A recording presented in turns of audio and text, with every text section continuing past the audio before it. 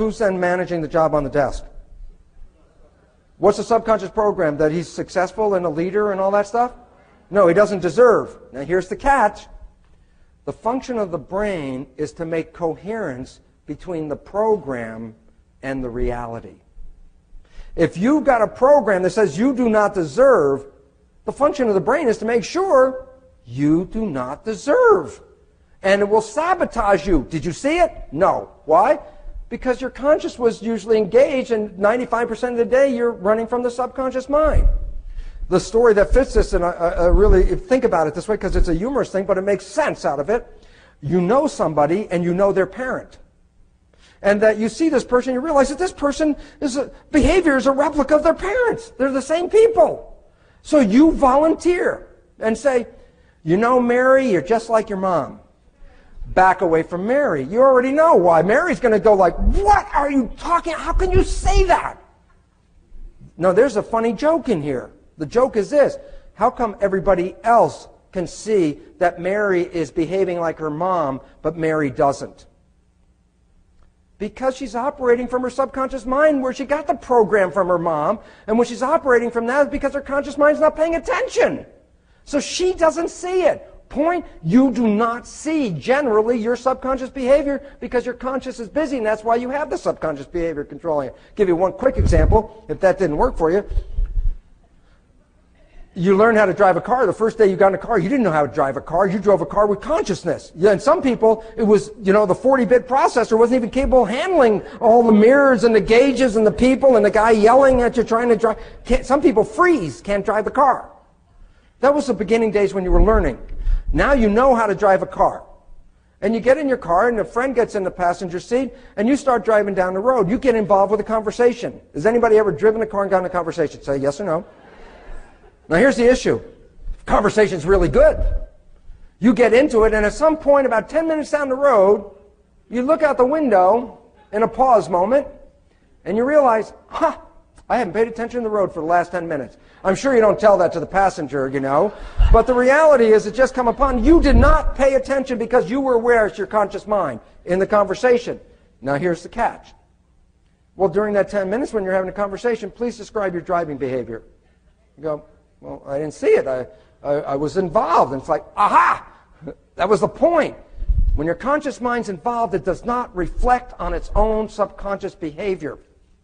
And this creates a big problem because 95% of your behavior comes from that programming, and most of that programming came from other people. You can sabotage your entire life, and you weren't running it yourself because your mind was thinking about all the things you wanted to have. And while it was thinking, you were then going down the drain using the program you got from the subconscious that you cannot see. It operates 95% of the day with a processor that's 1,000,000 times more powerful than the conscious processor. And then you might say, okay, well, let's use some positive thinking. Okay, now I ask you a quick question. Which part of the mind does positive thinking come from? Oh, I pushed the button too soon. Conscious mind. It operates at 5% of the day with a 40-bit processor. And while you're having positive thoughts, who's running the show? Oh, the experiential programs that you got, which are in your subconscious mind, and guess what? They're operating 95% of the day with a 40-million-bit processor, and you then have to do something simple called do the math. How's that positive thinking going to handle it? It's not going to be very effective. And the reason why is because this one is running most of the time. Unless you use willpower, and that means you kept your eye on that ball so much you didn't take your eye off the ball. Some people get on a diet with total willpower. They get down to that weight level, take their eye off the ball, and then return right back to the weight level they were before. Why? The weight level is set in the subconscious. And the issue then becomes very critical for you because it starts to recognize, while you think you are running your life, the invisible part is running your life, and the invisible part is not your program. You got that from other people. And then you say, what does that mean? Am I doomed? No. You can rewrite the program. But here's the problem. There is nobody in the subconscious mind. It is a tape recorder with a playback. That's all it is. Relevance? So you're talking to yourself, well, okay, don't do that anymore, Bruce. Come on, you're better now. I'm talking to myself, right? Oh, guess what? It doesn't get any better. Then I get mad. Then I get mad at myself. God damn it, you can't do And then after that doesn't work, then I finally ask God. I go, God, I can't change it. You change it. And the reality is this. The tape player is a tape player. Give you an analogy. The tape player. Put a cassette in your tape player. Push play. Listen to the program. You don't like the program? Go up and talk to the tape player.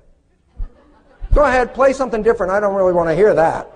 Can you play something different? God, can you make this thing play something different down here? What's the point?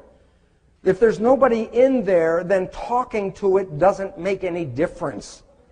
And it gets very frustrating, doesn't it? And here's the other reality.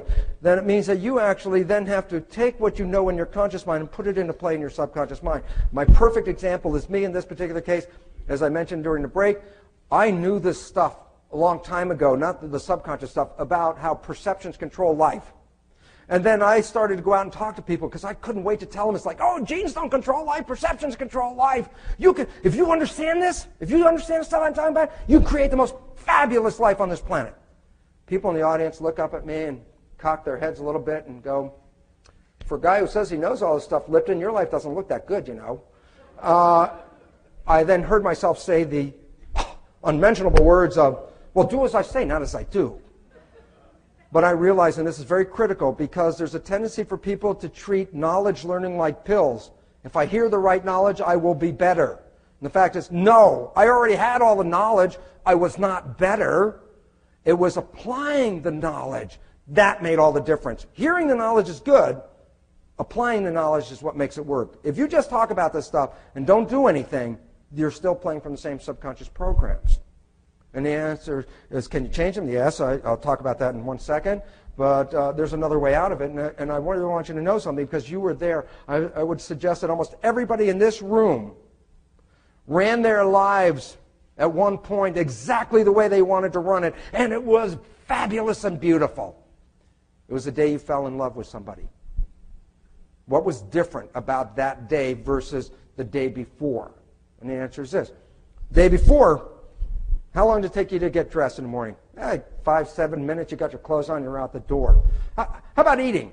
Oh, I went to McDonald's, scarfed down a burger, wiped my face with my sleeve. I was out of there in less than 10 minutes.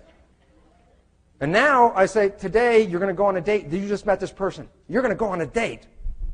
How long does it take you to get dressed? Probably more than 5 minutes. You go to that restaurant. First time in your life, you know what every one of those pieces of silverware is for. Even the ones on top of the plate, to the right, to the left. You know everything. You start eating, guess what? You're not talking with food in your mouth for the first time in your life. You start using a napkin and blot your face. You think of the words before you say them. What was different this day than the day before? You were not relying on the program. You said, I'm going to be self-reflective. I want to be the best person to represent myself to this. I want to sell myself to this person. I'm not leaving anything to chance. My zipper closed? Yep, cool. That's good. That's a good start. And the issue about this is you were not running from the subconscious mind. You were running from the conscious mind. And when you were running from the conscious mind, your life fit the vision that you have in your conscious mind.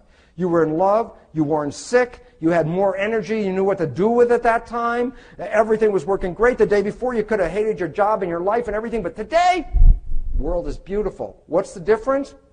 Today you're running from consciousness and not from the tapes. When you run from consciousness, then your life is the miracle of love. I call this the honeymoon effect. The problem is the honeymoon wears out. Why did it wear out? And the answer goes like this.